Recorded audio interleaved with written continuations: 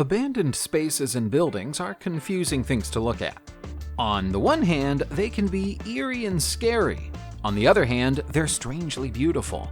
They're reminders of life as it used to be, and they sometimes contain traces of the people who used to use them and pass through them, like old videotapes.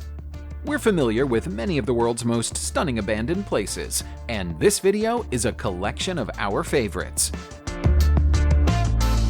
Many years ago, an eccentric landowner called Nikolai von Glen built himself a park on the outskirts of Tallinn in Estonia and included a castle at the heart of it.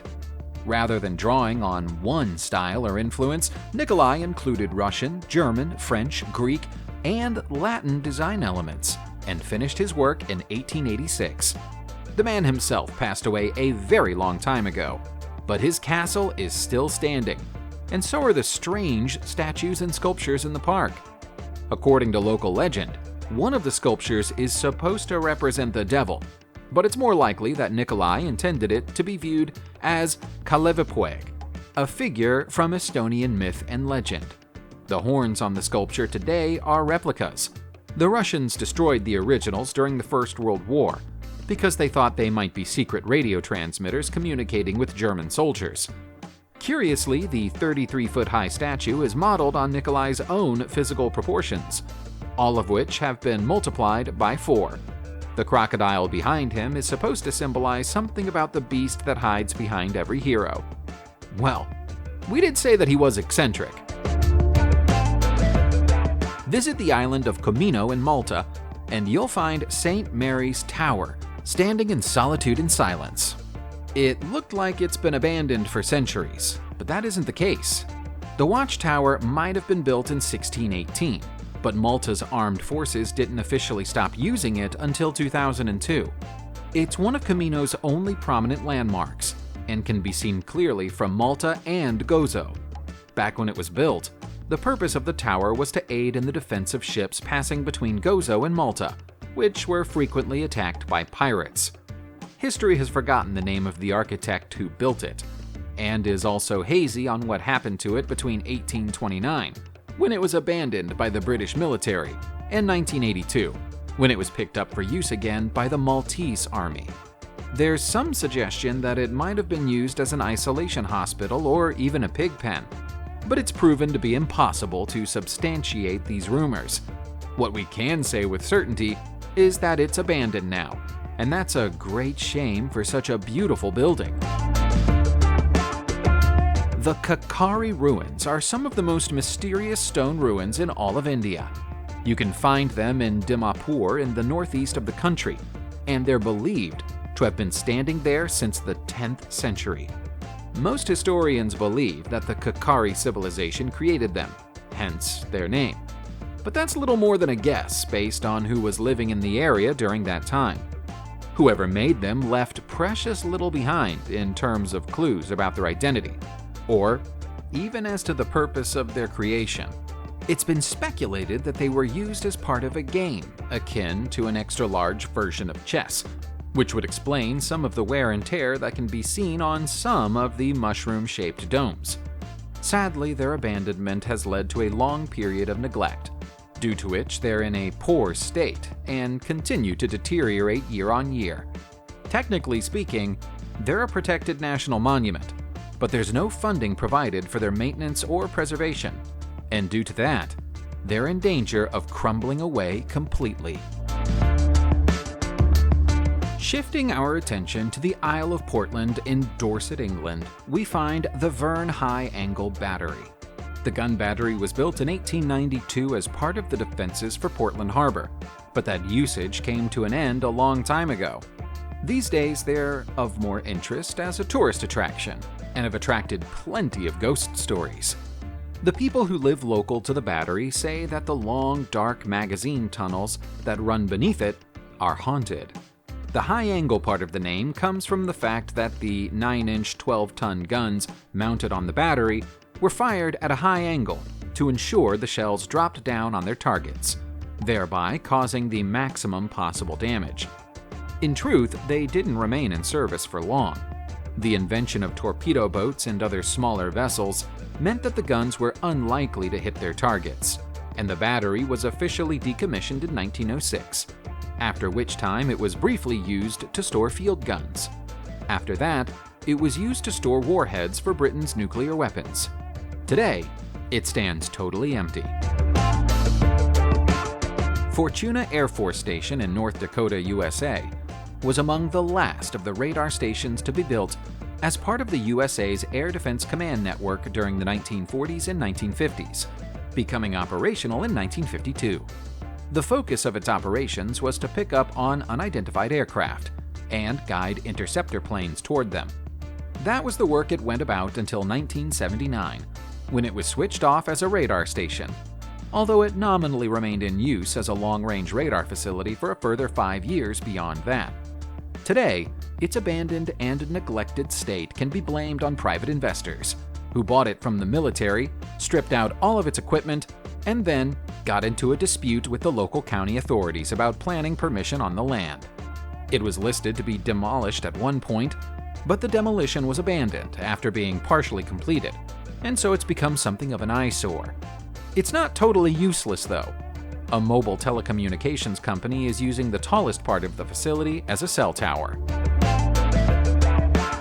The cemetery of the Berci in Sile, Italy, sounds like it might be a foreboding place to visit until you discover that Berci translates as barge, and it's not a real cemetery at all. It's more of an accidental monument to the days when goods were transported between Treviso and Venice on wooden barges during the 1970s. When that practice came to an end, because more modern transport methods became available, the wooden barges were dragged to this bend of the river and then left to rot. They're still going about that rotting process today, which most of the barges either half-sunk or firmly embedded in the muddy riverbed, where plants have started to grow in, around, and even straight through them, breaking the wood apart in the process. Humans may no longer have any use for them, but some of the birds that live on this stretch of river have taken to using them as nests. You'll even find fish and amphibians hiding underneath them, making use of them as a way of sheltering from predators. For more than 1,000 years, Herschel Island off the north coast of Canada was populated by the Thule people. Today, there's nobody there at all. The outside world knew almost nothing about the island until 1826, when Sir John Franklin visited it and found it to be home to a thriving community of around 2,000 people, with a culture based on fishing, whaling, and hunting. His arrival led to a period of European settlement on the island, with whale hunters drawn there by the fact that it was one of the last places on Earth where you could find bowhead whales. It was during that period, which lasted until the early years of the 20th century, that most of the buildings that can be seen on the island today were built, including the community house that was built in 1893 and now serves as a visitor center for the island, although there are no staff there to greet anybody. The whaling industry subsided after the 1920s, although some of the Yukon population who lived there clung on for many years after the industry dried up. It's thought that the last family who could be classed as permanent residents moved away in 1987. Today, it's a UNESCO World Heritage Site, albeit an empty one. The village of Kaiakoi in Turkey is notable, not just because it's a ghost town, but also because it's entirely Greek in its design and appearance. Archaeologists have been able to prove that there have been human settlements on the land here since the 14th century, although almost everything that can be seen there today was built during the 1700s. Back then, it was home to approximately 20,000 Orthodox Greeks. There might still be a population there today if it were not for the Greco-Turkish War of 1919 to 1922, which led to Greeks being ordered to leave Turkey and Turks being ordered to leave Greece. That compulsory population exchange meant that Kaiakoi lost every single resident it had, and without anyone to look after it, it's deteriorated rapidly. The rooftops of many of the buildings have collapsed, including the one on top of the beautiful Greek Orthodox Church. and the state of decay has left it with the appearance of an ancient ruin, as opposed to a place that was still teeming with life as recently as 100 years ago. It's now a UNESCO World Friendship and Peace Village. Long before The Simpsons, the Flintstones were America's favorite cartoon family.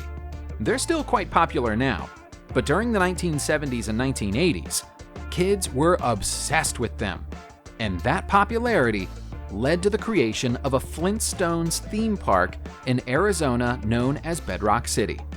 It opened in 1972 and was sustained for a long time, not just by its connection with the show, but also by the fact that it was conveniently placed to catch passing interest from people on their way to the Grand Canyon, which is a mere 30 miles away. Even though interest in the show has waned over time, the park was still in business as recently as 2015, and only closed because the owner wanted to retire. He tried to sell the park rather than shutting it down, but couldn't find anybody to take it off his hands for the $2 million asking price he demanded. It's believed to still be in his ownership now, and although the gates are closed, the buildings are still maintained. That explains why, unlike many of the ruined, abandoned locations you've seen in this video, the facilities and attractions here are still in good condition. The dilapidated state of Villamäki in Kirkkonum, Finland is anything but elegant and graceful. It might therefore surprise you to hear that it was built and lived in by a dancer. Ellis Sinisto built this ramshackle villa on the land in 1954 by using scrap and recycled materials from wherever he could find them, and used it as a place where he could not only live, but also host parties for his artistic friends. He also created a sauna and 2 guest bedrooms in a separate building a little further down the road. Curiously, once he was done with that, he decided the perfect building to add to his humble abode was a bee tower. Ellis passed away in 2004, but many of his personal possessions are still inside his former house, which has managed to steer clear of damage from vandals, even despite the fact that it's slowly falling to pieces. Even his bicycle is still parked outside, although the tires are very flat. There were complications with Ellis's estate and will after he passed away, which has left Villamäki in a state of limbo that's lasted for 16 years and counting thus far. What's an enormous metal strawberry doing sitting by the side of a road in Wierzbica, Poland? That's a question that a lot of travelers find themselves asking as they travel between Modlin and the Polish capital of Warsaw, and see it looming in the distance.